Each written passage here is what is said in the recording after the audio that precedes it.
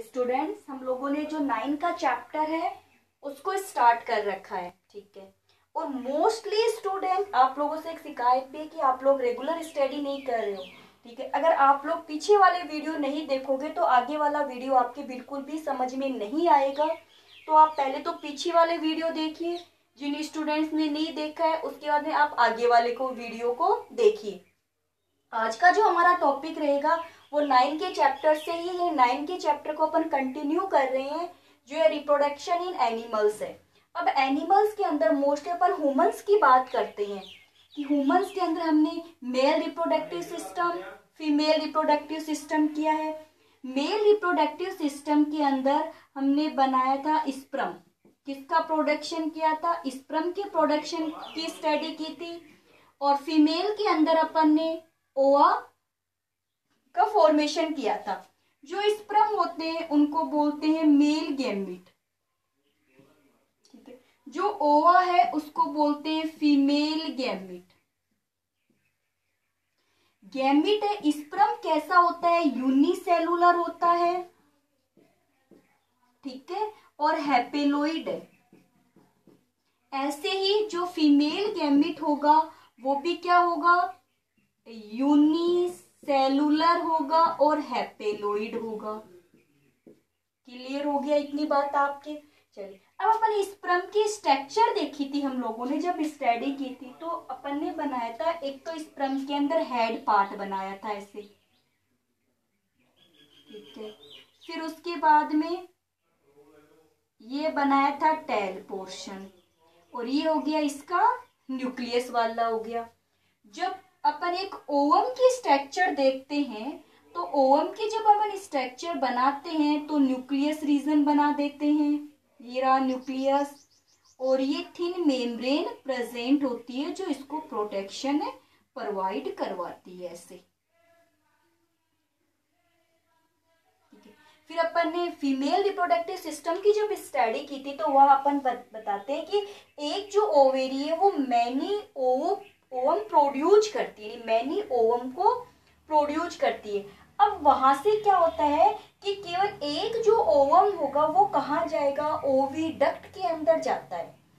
ओवी जो डक्ट होती है वो क्या करवाती है, फर्टिलाइजेशन करवाती है। तो यहाँ देखिए, अब यहाँ इसमें हैपेलोइड का क्या मीन्स हुआ, हैपेलोइड का मीन्स ये होता है कि यहाँ ये जो न्यूक्लियस प्रेजेंट है, इस न्यूक्लियस के अंदर या तो 22 प्लस एक्स क्रोमोसोम होगा या 22 प्लस वाई क्रोम, इनमें से एक ही होगा, चाहे तो 22 प्लस एक्स हो जाए या 22 प्लस वाई हो जाए।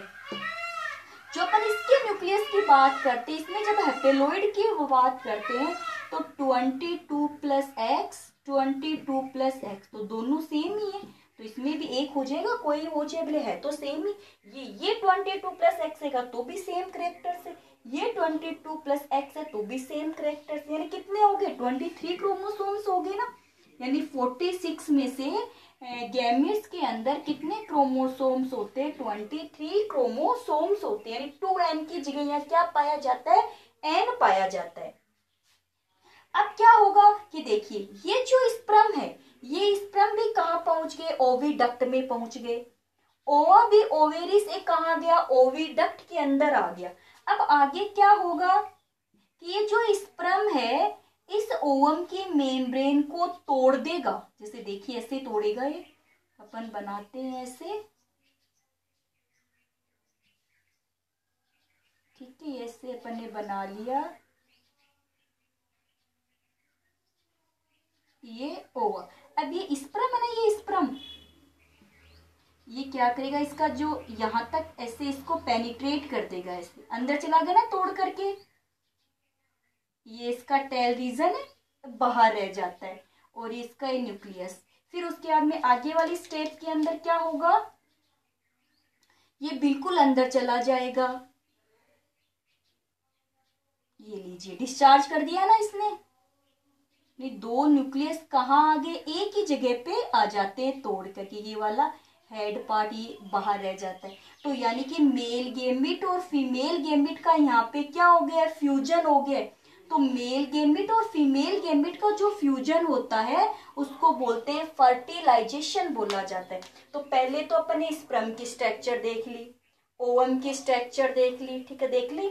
ये इसको क्या कर रहा है, पेनिट्रेट, यानी अंदर अंदर जा रहा है ना। हेड वाला जो पार्ट होगा स्पर्म का, जो हेड वाला जो पोर्शन होता है वो पोर्शन कहाँ जा रहा है, इसने इसकी जो मेम्ब्रेन, इस मेम्ब्रेन को तोड़ करके ये कहाँ जा रहा है, अंदर की तरफ जा रहा है। उसके बाद में ये और अंदर चला जाता है और अपने न्यूक्लियस को इसके अंदर क्या कर देता है, डिस्चार्ज कर देता है। तो जब मेल और फीमेल गेमिट का फ्यूजन हो जाता है, एक सेल में कितने न्यूक्लियस आ जाते हैं, 2 न्यूक्लियस आ जाते हैं, तब उसको क्या बोला जाता है, फर्टिलाइजेशन बोला जाता है। अब आप ऐसे समझिए फर्टिलाइजेशन को कि अपन ये तो बना देते हैं मेल गेमिट, यहाँ क्या बना देते हैं, फीमेल गेमिट। ये तो क्या हो गया, मेल गेमिट, और एक क्या हो जाता है, फीमेल गेमिट। 2 गेमिट बन गए ना। ये दोनों एक दूसरे से क्या करते हैं, फ्यूजन करते हैं। ये लीजिए, फिर उसके बाद में एक ही सेल के अंदर कितने न्यूक्लियस आ गए, 2 न्यूक्लियस आ जाते हैं। तो मेल गेमिट और फीमेल गेमिट का क्या हो रहा है, फ्यूजन हो रहा है। ठीक है, मेल गेमिट और फीमेल गेमिट के फ्यूजन से क्या बनता है, जाइगोट बनता है। इसमें कितने न्यूक्लियस आ गए, 2 न्यूक्लियस आ गए, इसीलिए इसे क्या बोलते हैं, डिपेलोइड बोला जाता है। जाइगोट कैसा होता है, यूनिसेलुलर और डिपेलोइड फॉर्म होती है। फिर उसके बाद में आगे जाके क्या होगा, ये जो दोनों न्यूक्लियस है ये एक दूसरे में फ्यूज होकर के एक न्यूक्लियस बना लेंगे। तो इससे पहले कितने न्यूक्लियस थे, 2 न्यूक्लियस थे, जो आपस में मिलकर कितने न्यूक्लियस बना लिए, एक न्यूक्लियस बना लेते हैं। तो जो जाइगोट होता है वो कैसी फॉर्म होती है, डिपेलोइड और यूनिसेलुलर फॉर्म होती है। जो जाइगोट होता है इसका आगे डेवलपमेंट होगा, आगे और स्टेज आती है। इसके जाइगोट कहाँ चला जाता है, यूट्रस। जाइगोट के बाद की जो फॉर्म बनती है उसको बोलते हैं ब्लास्टूला। ब्लास्टूला से कहाँ चला जाएगा, यूट्रस, और यूट्रस में किसका डेवलपमेंट हो जाता है, बेबी का डेवलपमेंट हो जाता है। तो हमारा टॉपिक तो कहाँ तक का था, जाइगोट बनने तक का। ये टॉपिक का क्या नाम है, फर्टिलाइजेशन है। तो फर्टिलाइजेशन में वापस से देखिए, the fusion of the haploid male gamete and haploid male gamete and the female gamete to produce the diploid zygote. Zygote is a unicellular and diploid forms. ठीक है, the zygote contain the 2 nucleus, single cells और 2 nucleus होते हैं। फिर जो zygote के अंदर क्या होता है, डिवीजन होता है, उससे जो आगे के डेवलपमेंट के अंदर एम्ब्रियो का फॉर्मेशन होगा। और एम्ब्रियो का फॉर्मेशन मैंने आपको बताया था कहाँ होगा, यूट्रस के अंदर होगा। तो ये टॉपिक किसका था, फर्टिलाइजेशन का था। एग्जाम के अंदर कई बार ये पूछ लिया जाता है कि the fusions of the male gamete and female gamete to produce the diploid zygote which process is known as. तो which process is known as fertilization. ये एग्जाम में पूछा हुआ क्वेश्चन है, क्योंकि आपके कुछ क्वेश्चंस टिक और राइट वाले आते हैं। तो टिक और राइट वाले के अंदर ये टॉपिक पूछा हुआ है कि the fusion of the male gamete and haploid male gamete and haploid female gamete to produce the diploid zygote which process is known as the fertilization. फिर अपन बताते हैं कि टाइप ऑफ द फर्टिलाइजेशन। तो type of fertilization are 2 type of fertilization. Fertilization, तो fertilization कितने types करेंगे, 2 types के होते हैं फर्टिलाइजेशन। एक फर्टिलाइजेशन का नाम तो होता है एक्सटर्नल फर्टिलाइजेशन, एक्सटर्नल फर्टिलाइजेशन। एक हो जाए, अब इसकी जगह पर एस की जगह जेड भी लिख सकते हो, एस भी लिख सकते हो। एक है इंटरनल फर्टिलाइजेशन, फर्टिलाइजेशन। फर्टिलाइजेशन। देखिए अब फर्टिलाइजेशन, एक्सटर्नल फर्टिलाइजेशन है ना, occur outside the female body, female body के आउटसाइड द फीमेल बॉडी, यानी फीमेल बॉडी के बाहर होता है, वो तो हो गया external fertilization. Internal fertilization inside the female body, inside the female body means oviduct या फिर फेलोपियन डक्ट के अंदर अगर फर्टिलाइजेशन होता है तो अब देखिए आप लोग, मैंने आपको ऐसे डायग्राम बना के दिया था फीमेल का, ऐसे डायग्राम बनाया था ना, ये था यूट्रस, फिर ऐसे ऐसे यहाँ पे क्या लगी हुई थी, ओवेरी लगी हुई थी। तो ये देखिए ये वाला जो पॉइंट है इसको ओविडक्ट बोला जाता है।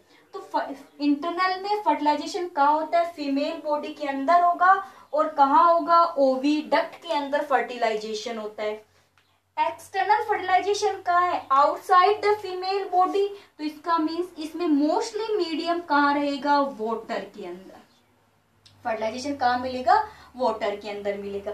इसमें क्या होता है कि इसमें जो गैमेट्स होते हैं उन गैमेट्स को कहाँ डिस्चार्ज कर दिया जाता है, वाटर के अंदर डिस्चार्ज कर दिया जाता है। अब गैमेट्स में आपको पता है कि जो स्पर्म है उसकी टेल होती है, ये ओवम है, तो स्पर्म क्या करता है अपनी टेल के थ्रू या वाटर करंट के थ्रू स्विमिंग करके जब कभी भी ओवम के पास पहुंचेगा तो दोनों का क्या हो जाएगा, फर्टिलाइजेशन, यानी फ्यूज्ड हो जाएंगे।